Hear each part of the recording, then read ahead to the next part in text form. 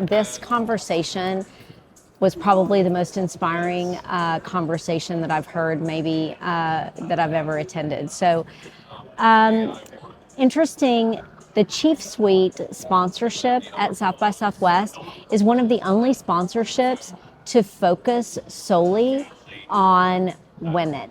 They led their conference with this conversation with Tiffany Dufu, an amazing woman with the Tory Burch Foundation.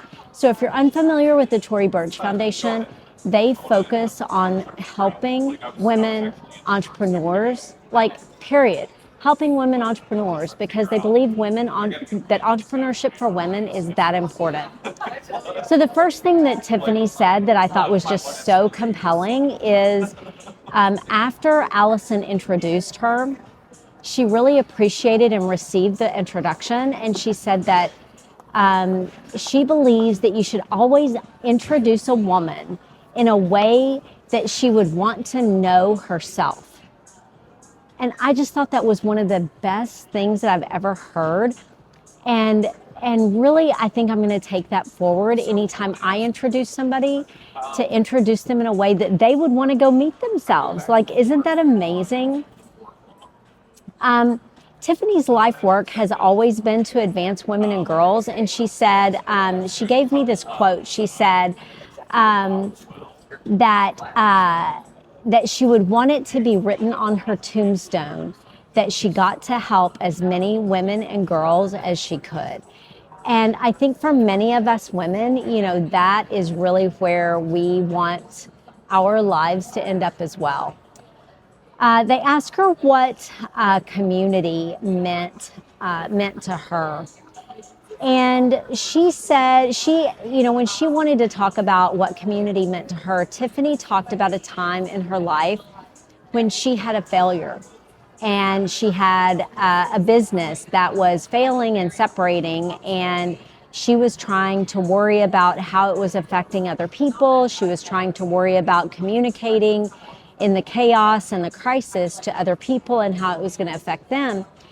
And she was really having some struggles with the failure and how the failure was affecting her.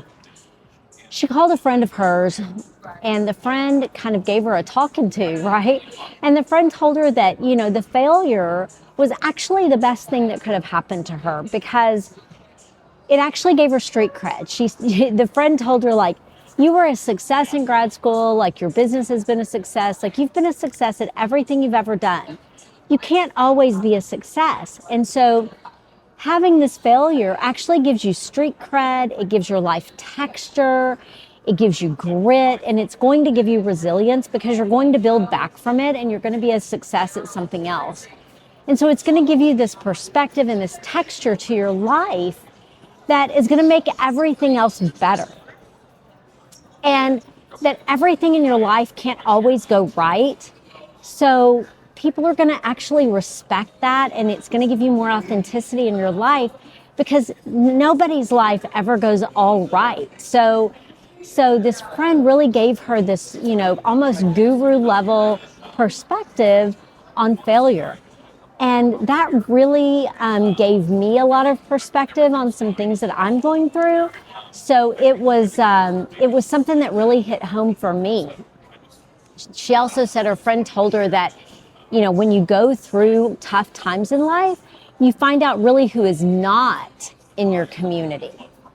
And that's an important lesson that you have to learn, and that you don't learn it during the good times, who's in your community. You actually learn who's not in your community during the hard times. And that gives you what you need to know to go forward, and maybe even have a scaled down, tighter knit group, but who's really on your side when you go through the tough stuff. You also get to refine your mission when you go through the tough stuff, and what the things are that you really want to do and what you really don't want to do. And in those moments of failure, you find that grit and the resilience to go do the things that you really want to do. It's that texture that builds you and gives you the grit and resilience to help you propel yourself forward, to refine into the things and lean into the things that you really want to do, not the things that you don't want to do anymore. And man, that moment when she finished talking about what community meant to her in this perspective of going through the ditch in her own life and then coming out of the ditch and building a stronger and building toward a bigger mission, that was just so powerful to me, because those of y'all that know me know that I talk about the ditches of life and how to get out of them, and wow, just blew me away, and really was impactful to me. Then she started talking about community from a women's perspective, and how we all have different communities, and some of the communities that she had, she talked about church communities, and how in church communities you find a lot of women who have maybe, they're stuck in relationships and they don't have the economic freedoms that some of us have to maybe leave a relationship. And so they come together in their church communities for support, because maybe they're stuck in situations that they can't necessarily get out of. Tiffany also talked about her other communities. She's a lifetime Girl Scout. She's a sorority member. She has a mastermind group that helps her stay accountable to her goals. And then through her foundation with the Tory Burch Foundation, that supports women women entrepreneurs to give them economic power. So these are various different types of communities that she either is a part of, or that give her, what she needs to help other people as well. She talked about creating communities, and she said that to create a community, you need a shared purpose, you need rituals and rites of passage, you need to intentionally create culture, and you need ways to share communication. And I thought it was interesting that she said that you cannot force a community, that it needs to be co-created with the members of the community. And that if you're somebody that is in charge of engineering the community, that you actually have to invite the members to be part of creating it. And that, a lot of the members are going to maybe be naysayers, or they're going to complain, or they're going to go rogue, or whatever. And that a lot of those are going to be the ones that actually care the most about the community. So I really appreciated that. Then maybe one of the more impactful things that she talked about was her viewpoint on entrepreneurship. And as an entrepreneur herself, she talked about entrepreneurship as a patriotic duty. She said before she became an entrepreneur, she viewed herself as a social leader, like a social impact leader, and she felt that she needed to do more to be socially impactful, not necessarily economically impactful. But then when she started her company and she started achieving some economic success, that her entire view of that changed, because before she viewed there as being one pie, and that it was her responsibility kind of socially to help people share in the pie. But then when she started achieving some economic success, she realized that she didn't need to be over there in that pie. She could create a whole new pie and create employment opportunities for people, and create a whole new method of privilege and power and success that she could then share with other people. And that then she viewed that almost as a patriotic duty to be an entrepreneur and create success, that then she could bring other people up with her to be successful. So I really appreciated that, because I do have a viewpoint of helping other women through entrepreneurship raise and rise their level of success as well. She also talked some about privilege, and I thought her perspective on privilege was very interesting, because she doesn't view privilege as being slices of privilege. She doesn't view privilege as being a point of race as a singularity, or gender as a singularity. She views privilege as being more of like a combination of things.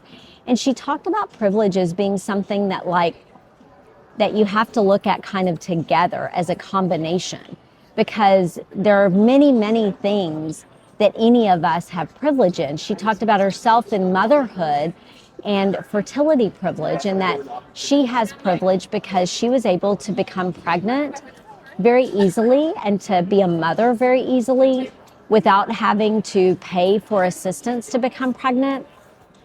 She talked about being straight, heterosexual, being married, having a husband with like a community assets, and having the combined leadership of her husband, and being able to help her husband land his career and get ahead in his career, and having his help with her career, that's also a privilege. So that she is also an American, and that we have privilege as Americans, and that she's a daughter of a veteran, and that was a privilege. She talked about having agency privilege because she grew up in a home where she was constantly affirmed by her parents and told that her opinions were valid and that her feelings in her home of origin were listened to. And so now, as an adult, when she walks into a room, she automatically feels that her opinions should be listened to and that her opinions are valid, and that is a privilege. I thought that was profound. And it really pointed out to me that in so many ways where you don't even think about it, we each have some privileges that I think we take for granted. And that there are some people that don't have the privileges that we have that we should probably appreciate more. So Tiffany Dufu has a book called Drop the Ball that I really am interested to read. She's talked about when she became a mother, that she went from being this career woman and working hard and working late hours and being able to keep all the balls in the air that she was responsible for. And then when she became a mother, she just, the balls started dropping and she couldn't keep everything together anymore. And she really had to reprioritize how to handle, everything that was going on in her life, and to redefine the roles and expectations that were expected of her. And so she wrote this book to kind of help with that. So I thought that was really an interesting perspective, and something that I really believe in too, because I think that we do have to, as working women and as working mothers, I think that we do have to release the unrealistic expectations. And I think that we have to prioritize the highest and best use of ourselves, and then allow others in our lives to use their highest and best to assist us. And so, I am not a really good cook. I'm not a good housekeeper. And so if there's somebody in my life that can be a good housekeeper to me, and I can pay them to do that service for me, then that is a very good service.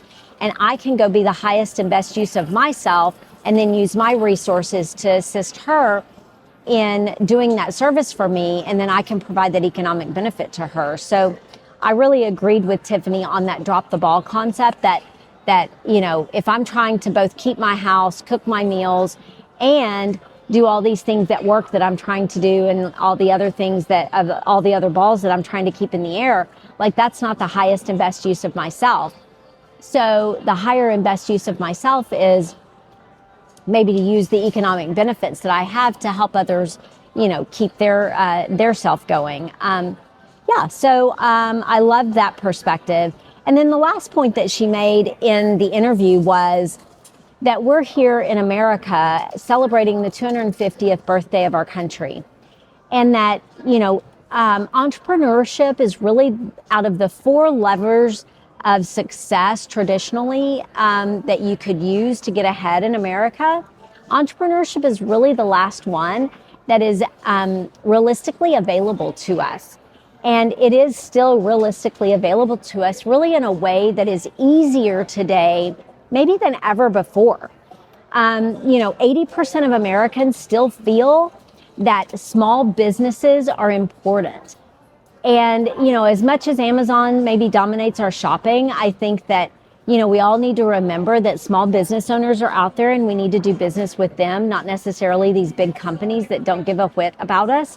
So, when you think about entrepreneurship and your friends who own businesses, the way to wealth in our country really is through entrepreneurship. And I have a core belief about that. And Tiffany Dufu, that I listened to today, she has a core belief about that. So those of you out there who are thinking about, yourselves, and maybe you're in your 40s and you're working your ass off, If you're out there working your ass off for somebody else, maybe you really ought to think about being an entrepreneur, because you could be working your ass off for yourself. She recommended a book called Burn the Business Plan. So that's another book I'm going to go get. She described the book about basically about women being in their late 40s, starting their own businesses, and giving up on working so hard for other people when they could work hard for themselves. So I hope you'll take that and maybe consider entrepreneurship as the answer to working hard for yourselves. And go look up Tiffany Dufu, man. She was so inspiring. South by Southwest has been an incredible experience. If you've never been, you really ought to consider going.